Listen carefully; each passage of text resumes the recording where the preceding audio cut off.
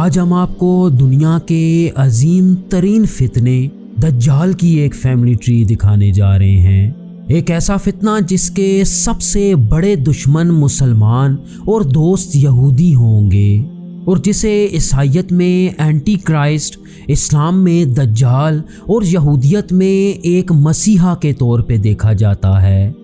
چنانچہ آج کی ویڈیو میں ہم خاص طور پہ دیکھیں گے کہ دجال کا شجرہ کس نبی کی نسل سے ہوگا اور یہودیوں سے دجال کا کیا تعلق ہے۔ حضرت سلیمان علیہ السلام کے دور میں دجال نے کیسے ان کی سلطنت پہ قبضہ کر لیا، اور نبی پاک صلی اللہ علیہ وآلہ وسلم کے کون سے صحابی کی ملاقات دجال سے ہوئی تھی۔ ویورز، میں ہوں احتشام ارشد اور آپ دیکھ رہے ہیں دا انفوٹینمنٹ چینل۔ ویورز، چونکہ دجال کا تعلق ایک یہودی خاندان سے ہوگا تو اس کی نسل کو سمجھنے کے لیے ہمیں یہودی نسل کو سمجھنے کی ضرورت ہے، جس کے لیے ہمیں تینوں آسمانی مذاہب کے مشترکہ جد امجد حضرت نوح علیہ السلام پہ جانا پڑے گا، جن کے بارے میں آتا ہے کہ یہ وہ پہلے نبی تھے جنہوں نے اپنی قوم کو دجال کے فتنے سے خبردار کیا تھا، لیکن ان کی قوم نے ان کی بتائی ہر بات کا مذاق بنایا اور آپ علیہ السلام کو مکمل طور پہ جھٹلا دیا۔ چنانچہ تقریباً 950 سال تک تبلیغ کرنے کے بعد جب ان کی قوم نافرمان ہی رہی تو اللہ نے اس قوم کو ایک عظیم سیلاب سے غرق کر دیا۔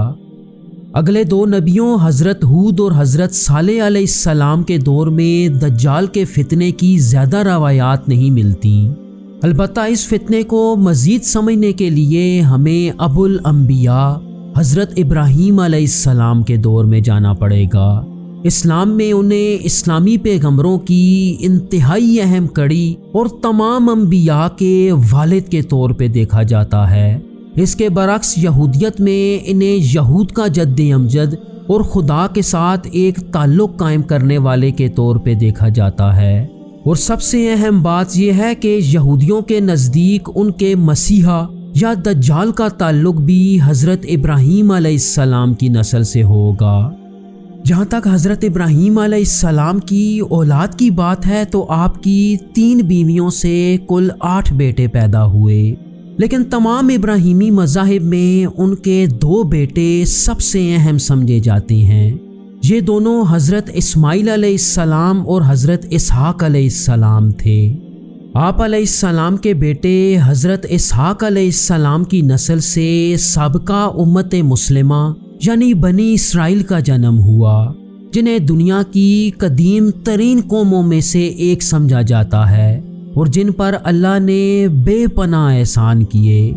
جبکہ آپ علیہ السلام کے دوسرے بیٹے حضرت اسماعیل علیہ السلام کی نسل سے موجودہ امت مسلمہ یعنی نبی پاک صلی اللہ علیہ وآلہ وسلم کی امت تعلق رکھتی ہے۔ اگر یہودی نسل اور خاص طور پہ دجال کی بات کی جائے تو یہ نسل حضرت اسحاق علیہ السلام سے چلتی ہے۔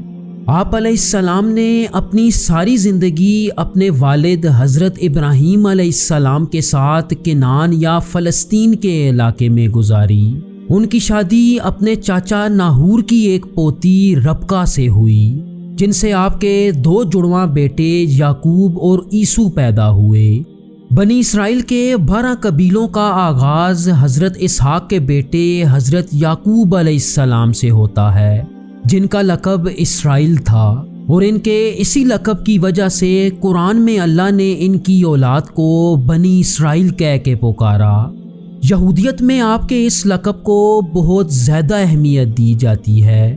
یہی وجہ ہے کہ سن 1948 میں یہودیوں نے اپنے ملک کی بنیاد رکھتے ہی اسے اسرائیل کا نام دیا۔ اگر حضرت یعقوب علیہ السلام کی اولاد کی بات کریں تو اسلام، یہودیت اور عیسائیت میں آپ کی 2 بیویوں سے کل 12 بیٹوں کا ذکر آتا ہے۔ یہود کے مطابق حضرت یعقوب علیہ السلام کے یہ 12 بیٹے یہودیت کے ماننے والے تھے،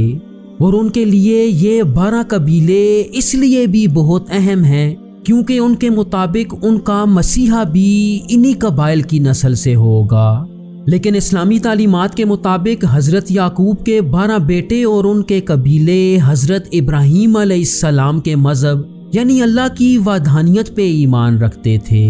اور ویورز، آپ علیہ السلام کے ان 12 بیٹوں پہ آ کے تاریخ میں ایک ٹوسٹ بھی آتا ہے،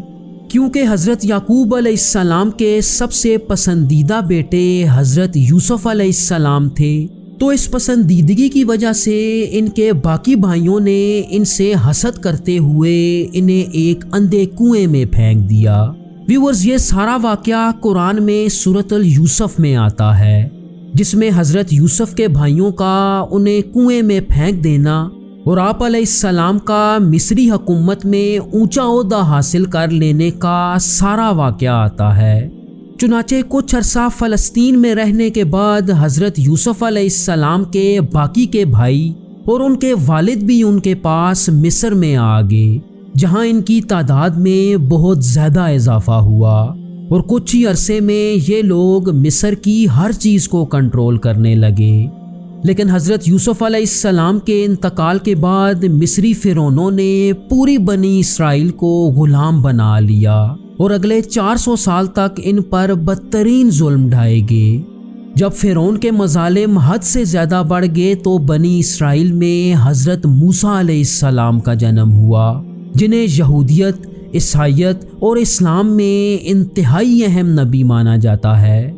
حضرت موسیٰ علیہ السلام نے بنی اسرائیل کے 12 قبیلوں کے تقریباً 60,000 لوگوں کو فرعون کے چنگل سے آزاد کرا لیا اور انہیں ان کی پرومس لینڈ یعنی فلسطین کی طرف لانے لگے۔ اسی سفر کے دوران حضرت موسیٰ علیہ السلام پر اللہ نے تورات نازل کی اور بنی اسرائیل کے ان 12 قبیلوں کو ایک امت کا درجہ دے دیا گیا۔ ویورز، تورات میں حضرت موسیٰ علیہ السلام نے واضح طور پہ کسی بھی مسیح کے بارے میں کوئی تعلیم نہ دی تھی، البتہ ایک مسیح آنے کا تصور یہودیوں نے بعد میں خود تورات میں شامل کر لیا، جو موجودہ دور میں یہودی مذہب کے بنیادی عقائد میں شامل ہے۔ تاہم حضرت موسیٰ علیہ السلام نے بنی اسرائیل کو دجال اور ایک جھوٹے مسیح کے آنے سے ضرور خبردار کیا تھا۔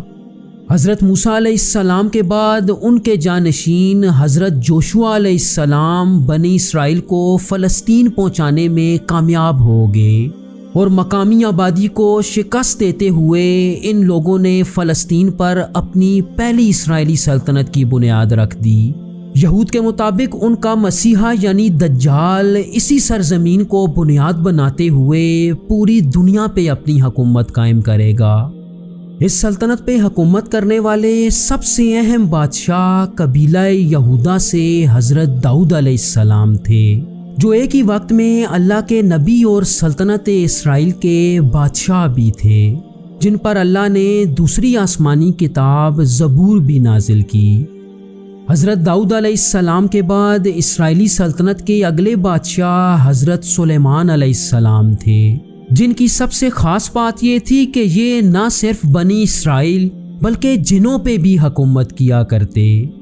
ویورز، حضرت سلیمان علیہ السلام کے دور میں پہلی دفعہ دجال اس وقت کے انسانوں یعنی بنی اسرائیل کے سامنے آیا۔ اس واقعے کو قرآن کی سورۃ صاد میں بیان کیا گیا ہے، جس میں دجال کو جسد نامی ایک جن کہہ کے پکارا گیا، جس نے حضرت سلیمان علیہ السلام کی وہ انگوٹھی ان سے ہتھیا لی جس سے وہ پوری دنیا کے جنات کو کنٹرول کیا کرتے۔ انگوٹھی حاصل کرنے کے بعد وہ حضرت سلیمان علیہ السلام کے تخت پہ بیٹھ گیا اور پوری دنیا پہ حکومت شروع کر دی۔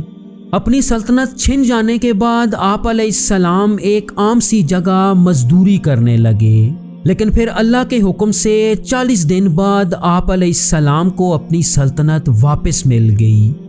حضرت سلیمان علیہ السلام کی وفات کے بعد بنی اسرائیل کے 12 قبیلوں میں آپسی خانہ جنگی شروع ہو گئی، جس کا فائدہ باہر سے آنے والے حملہ آوروں نے اٹھایا اور ان کی سلطنت پہ قبضہ کر لیا۔ اسی دوران اللہ نے ان پر بہت سے انبیاء بھی بھیجے، لیکن یہ لوگ اللہ کی نافرمانی میں اتنا آگے جا چکے تھے کہ انبیاء کو قتل کر دیتے۔ چنانچہ اللہ نے ان پر قبیلہ یہودا سے حضرت عیسیٰ علیہ السلام کو مبعوث کیا، جنہیں بنی اسرائیل کا آخری نبی مانا جاتا ہے۔ व्यूअर्स, दज्जाल को लेके हज़रत ईसा अलैहिस्सलाम इंतहाई अहम नबी माने जाते हैं। वो कुछ ऐसे कि दज्जाल इस दुनिया में आते ही ईसा होने का दावा करेगा और उसके पास कई मोजज़ों के साथ साथ वो तमाम मोजज़े भी होंगे जो अल्लाह ने हज़रत ईसा अलैहिस्सलाम को अता किए थे, जैसा कि अंधों और बीमारों को शिफा दे देना, मिट्टी से बनाए गए परिंदों में जान डाल देना और सबसे अहम मुर्दों को जिंदा कर देना। नबी पाक सल्लल्लाहु अलैहि वसल्लम के ज़माने की बात करें तो आप सल्लल्लाहु अलैहि वसल्लम ने कई हदीस में दज्जाल के फितने के बारे में बताया।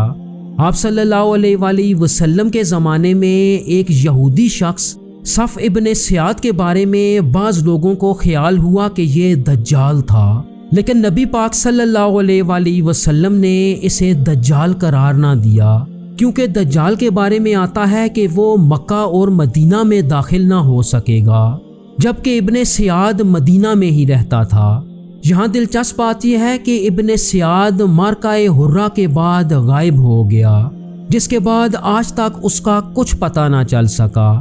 एक और वाक़या जो नबी पाक सल्लल्लाहु अलैहि वसल्लम के ज़माने से मिलता है वो सहाबी रसूल हज़रत तमीम दारी रज़ी अल्लाह ताला अन्हो का वाक़या है कि जब एक सफ़र के दौरान उनकी कश्ती तूफ़ान की वजह से एक जजीरे पे जा रुकी, जहां उनकी मुलाकात एक अजीब मखलूक से हुई जिसके पूरे जिस्म पे बाल थे और जिसे जसासा कहा जाता था।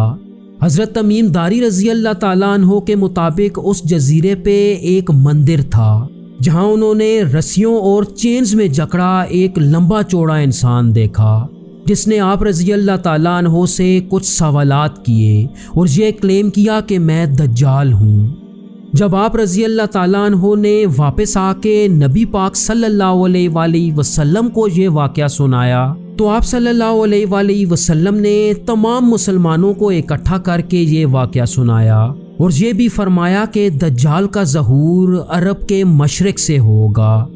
व्यूअर्स, यहूद के मुताबिक दज्जाल का ताल्लुक बनी इसराइल के कबीला यहूदा से होगा